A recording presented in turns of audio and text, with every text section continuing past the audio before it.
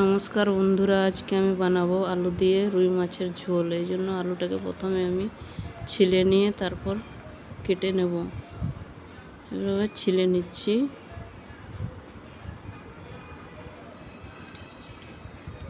গরমকালে পাতলা মাছের ঝোল খেতে খুবই ভালো লাগে।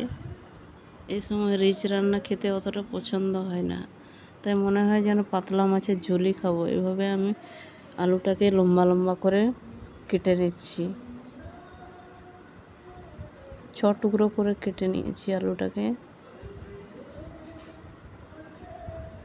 এরপর মাছে নুন আর হলুদ মাখিয়ে নিচ্ছি খুব সুন্দর করে।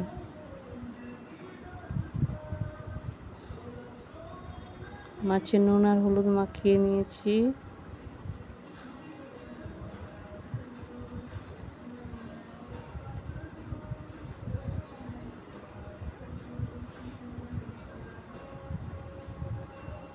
এরপর একটা পেঁয়াজকে আমি গ্রেট করে নিচ্ছি।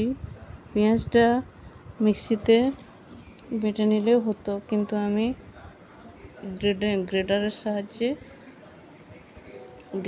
সাহায্যে গ্রেট করে নিচ্ছি। এরপর কড়াই রিফাইন্ড অয়েল গরম হতে দিয়ে সাদা তেল, অল্প একটু নুন দিয়ে মাছগুলোকে এক এক করে ছেড়ে দিচ্ছি। নুন দিলে মাছগুলো ফাটে না, তাই নুন দিয়ে দিচ্ছি।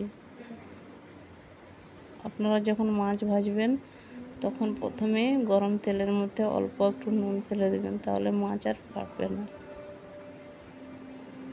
এক পিঠ ভাজা হয়ে গেছে, এবারে অপর পিঠ সুন্দর করে লাল লাল করে ভেজে নিচ্ছি।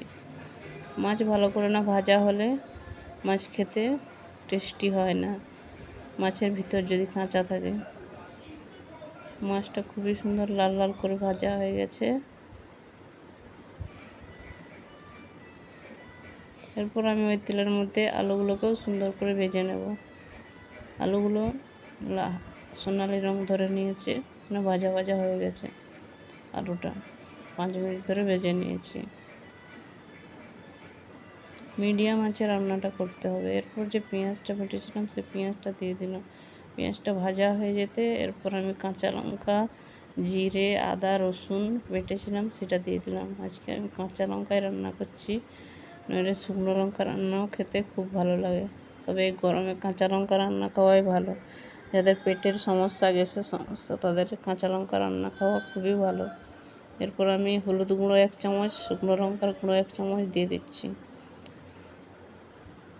দিয়ে মশলাটা ভালো করে কষিয়ে নিয়ে যে ভাজা আলুগুলো ছিল সে আলুগুলো দিয়ে দিচ্ছি। একটু সামান্য জল দিয়ে আবারও খুব সুন্দর করে কষিয়ে নিচ্ছি মশলাটা।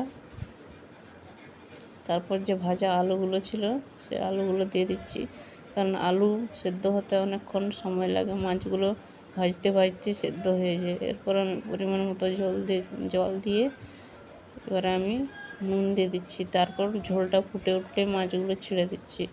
আপনারা এই রেসিপিটা বাড়িতে একবার অবশ্যই বানিয়ে দেখতে পারেন। এবার ঝোলটা কমে গেলে তৈরি হয়ে গেল আমার আলু দিয়ে রুই মাছের ঝোল। আপনারা বাড়িতে অবশ্যই